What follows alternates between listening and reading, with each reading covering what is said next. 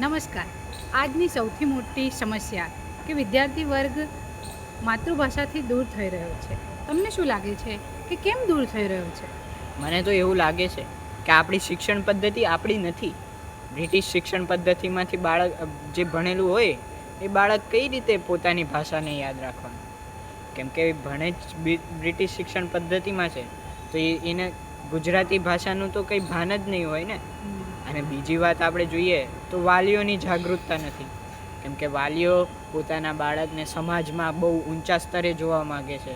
એટલે ઇંગ્લિશ ભણે તો જ મારું બાળક સૌથી ઊંચા સ્તરે ગણાય, તો જ મારું બાળક સમાજમાં બહુ મોટી પ્રતિષ્ઠા પદ ઉપર જઈ શકે.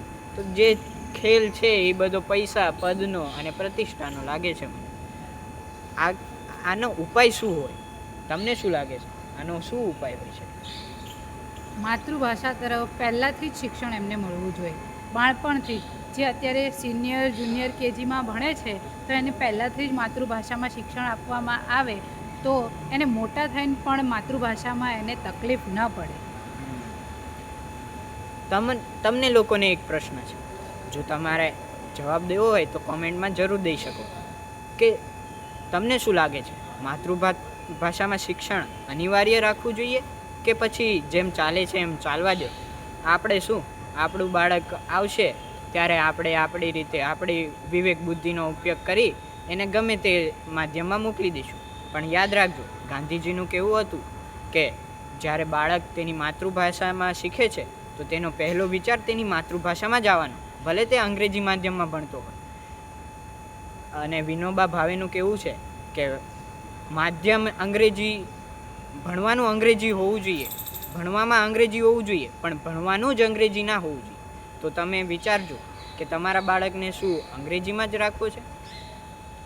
શું લાગે છે આ બ્રિટિશ શિક્ષણ પદ્ધતિ આપણને આગળ લઈ જઈ રહી છે કે આપણા જ ભારતીય સંસ્કૃતિને ભૂલાવી દે છે? ભૂલાવી જ દે છે. આપણે માતૃભાષામાં વિચારતા નથી, બસ અંગ્રેજીમાં જ આગળ શું કરવું, અંગ્રેજી સ્પીકિંગ, અંગ્રેજીમાં કોઈની સાથે વાત કરવી, આપણે ક્યાંય જવું હશે તો આપણે અંગ્રેજી શીખવું જ જશે, એમ કરીને આપણી માતૃભાષાને આપણાથી દૂર કરી રહી છે. એવું કે અત્યારની એક સંસ્કૃતમાં એક સુપ્રસિદ્ધ વાક્ય છે કે જનની જન્મભૂમિશ્ચ સ્વર્ગાદપી ગરીયસી. એટલે જનની અને જન્મભૂમિ સ્વર્ગ કરતાં પણ ચડિયાતી છે. પણ આજની હાલની પરિસ્થિતિને ધ્યાનમાં લઈને આ વાક્યને ફરીથી લખવામાં આવે તો જનની જન્મભૂમિ એવમ જનની ભાષાશ્ચ સ્વર્ગાદપી ગરીયસી. એટલે કે જનની માતા, જન્મભૂમિ અને માતૃભાષા એ સ્વર્ગ કરતાં પણ ચડિયાતી છે. તો કેમ આપણું બાળક આપણી માતૃભાષામાં ના ભણે? કેમ સ્વર્ગ કરતાં પણ ચડિયાતી ભાષાને આપણે પ્રાધાન્ય નથી આપતા? કેમ ઇંગ્લિશની પાછળ પડ્યા છે? શું લાગે છે તમને આગળનો, જો આમને આમ ચાલતું રહ્યું તો સમાજ કઈ દિશામાં જશે? આપણી ભારતીય સંસ્કૃતિને યાદ રાખશે કે પછી પશ્ચિમીકરણ તરફ વળી જશે?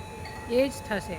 આગળ તો આપણી માતૃભાષાનો કોઈ મૂલ્ય જ નહીં રહે જો અંગ્રેજી જ આવી રીતે આગળ ને આગળ ચાલતું રહ્યું તો. પણ જો આપણે અત્યારથી આપણે જ કંઈક બદલાવ લાવશું તો જ કંઈક થશે.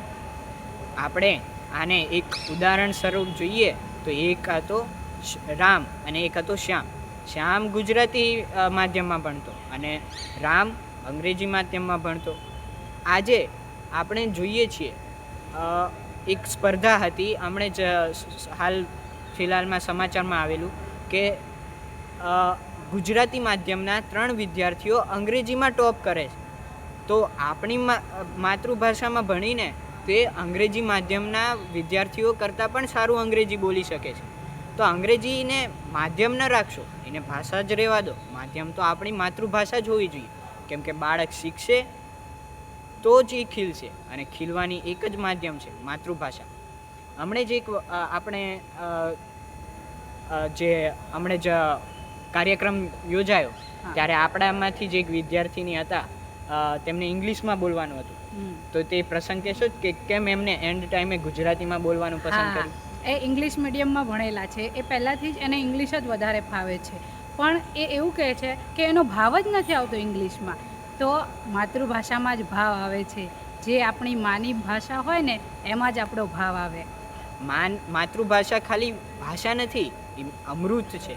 આપણી માતાની ભાષા, આપણી માતાનું અમૃત, એ જ માતૃભાષા. જો આ તો એક માધ્યમ નથી માતૃભાષા. માતૃભાષા એકબીજાને જોડવાનું કાર્ય કરે છે. જેમ હમણે વાત થઈ કે ભાવ અંગ્રેજીમાં નથી આવતા, માતૃભાષામાં જ આવે છે. તો કેમ અંગ્રેજીમાં કેમ ના આવી શકે? કારણ કે એ આપણી ભાષા જ નથી, આપણે એમાં ખીલ્યા જ નથી, આપણે એમાં ખીલી પણ ના શકીએ. એ બહેન 1 થી 12 ધોરણ અંગ્રેજી માધ્યમમાં ભણ્યા તો પણ પોતાનો ભાવ અંગ્રેજીમાં પ્રગટ નથી કરી શકતા. તો તમે પણ વિચારજો કે તમારા બાળકને શું અંગ્રેજીમાં જ ભણાવવું છે? મારું માનવું તો એમ છે કે શિક્ષણમાં અંગ્રેજી હોવું જોઈએ, પણ અંગ્રેજી જ શિક્ષણ ન હોવું જોઈએ. આવું વિનોબા ભાવે કહેતા હતા. તો તમે વિચારજો અને તમારો અભિપ્રાય કમેન્ટમાં જરૂર લખજો. અને વિડીયો ગમ્યો હોય તો લાઈક જરૂર કરજો. Subscribe.